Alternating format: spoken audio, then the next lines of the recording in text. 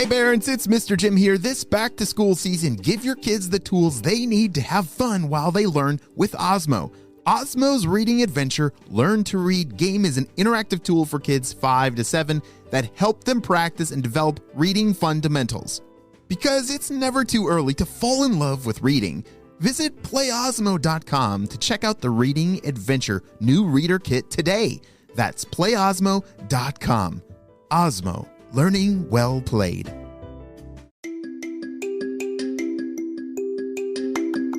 Hello friends, welcome back to Kid Short Stories. If we haven't met yet, my name is Mr. Jim, and my wife and I, we live in South Carolina with our kids and parents.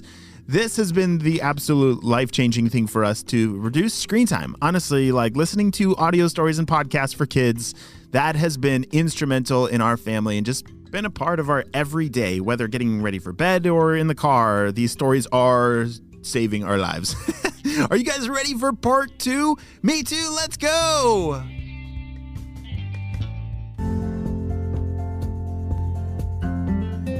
As Addie and June were setting up their frequency detector, they had to plug it in and point all these antennas in different directions, and then there was this one thing that you hold in your hand and you hold it up in the air and it starts beeping when it detects a certain frequency.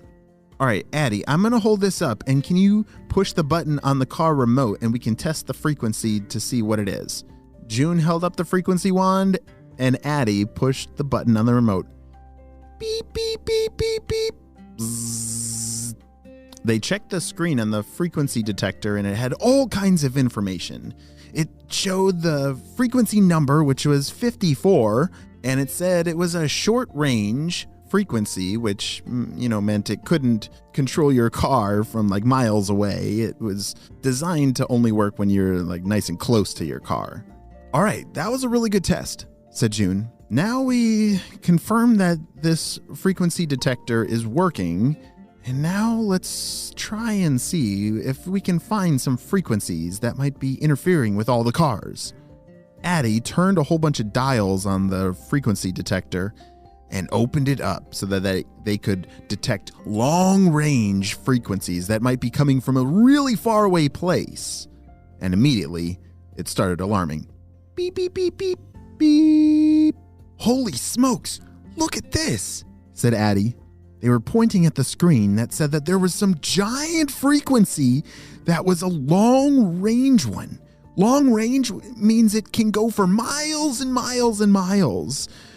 And it seems to be the same code that their car's remote is. Every remote on those car things are coded. They're secret coded for every individual car. So one remote can't unlock another car. But this is what we call a skeleton frequency. This is totally a skeleton frequency, said June. Addie couldn't believe it. Have you ever heard of something like a skeleton key? Yeah, a skeleton key is like a magical key that can unlock any door, which that would be a pretty cool key to own, but they're so rare and I've never seen one. But to have a skeleton frequency, that means that you can unlock any frequency that exists. This is bad. Addie and June looked at each other and they knew how serious this was. We've got to call this into HQ. Addie grabbed the walkie-talkie. Shh, HQ, this is Addie and June again. We found something. Over. Shh. Addie and June, it's great to hear from you again. What have you discovered so far? Shh. Well, we used our frequency detector and we just uncovered that there's some kind of frequency just constantly in the air. And it's a skeleton frequency. Over. Shh. A skeleton frequency? Oh dear. That's not good. That's definitely coming from Dr. Stinky Breath. We're going to need to locate where the source of that skeleton frequency is coming from. We're going to need you to figure out a way to turn it off. And let us know what you find. Over. Shh. Addie and June raced back to their closets and grabbed their jetpacks. All right, June, grab the frequency detector and let's get going. Addie and June zoomed out their door. It was a lot easier to locate where a frequency was coming from if you were from a higher position. And so they were flying really high, almost up to the clouds. When June turned on the frequency detector, she held out the wand and she was turning in a circle. This would help the frequency detector know what direction the frequency was coming from. Beep, beep, beep. They were listening and waiting for the sound to get louder, because when it gets louder, that's the direction that they have to go. Beep, beep, beep, beep, beep, beep, beep, beep, beep, beep, beep. All right, looks like we're going south, said Addie. June and Addie started flying south. Even though they didn't have a GPS or a map of showing them where the location was that they needed to go, they had their frequency detector, which was basically like a GPS. It was telling them exactly where that frequency was located. All right, I think we're getting closer, said Addie. Let's turn off the detector. It's really loud. As they were flying south, they were approaching a really large hill. It was very tall. Like they were flying almost at the clouds, and it was like they were about to fly right smack into the hill. But it's a good thing that they landed safely. All right, I think we're getting closer, said June. My guess is at the top of this hill, there's some kind of, big radio tower that's sending out this frequency that's controlling all the cars. Let's go. Addie and June were crawling their way through bushes and sticks and leaves, and it was pretty intense of a hill that they were crawling through. But they had to stay low so they would be undetected. All right, guys, it looks like the signal's working perfectly. Now we just need to link up to all of our other satellites, and then it will cover the whole world. It'll be perfect. June, did you hear that? Whispered Addie. Yeah, and look at that up there. Addie and June finally discovered it. At the top of the hill, they were right. There was a giant radio tower that I think was controlling the frequency, but it was now being connected up to a giant satellite dish. And my guess is that satellite dish is going to broadcast the signal across the whole wide world.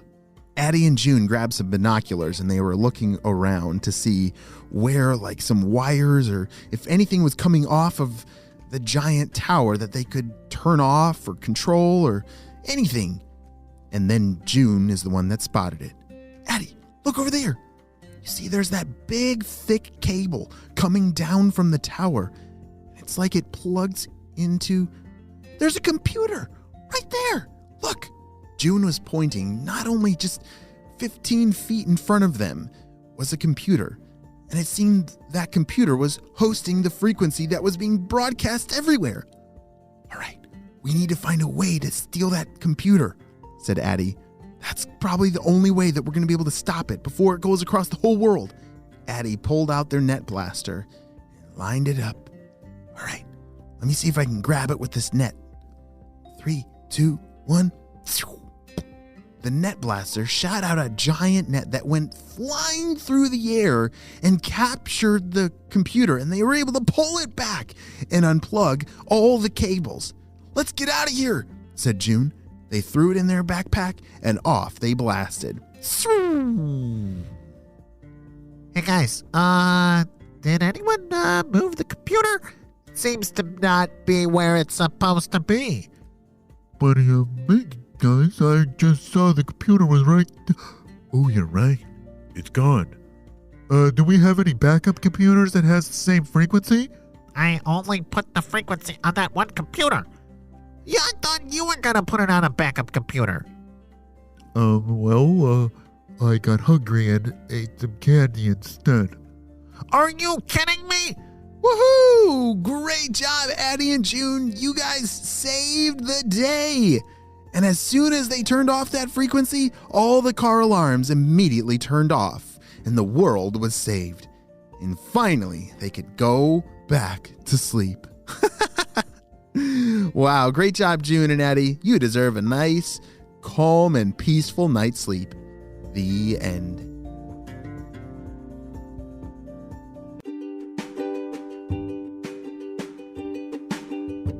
Great job, you listened all the way to the end, and you know what time it is. It's time for Kid Shout outs! I want to say hey to Eliza and River from Missouri, Salem from Oregon, Camilla from Canada, Shua from Australia, Josepha from Bangladesh, Elsie from London, UK, Ada and Tova from New Zealand, and Pipster Preps Rabbit Class from Portland, Oregon.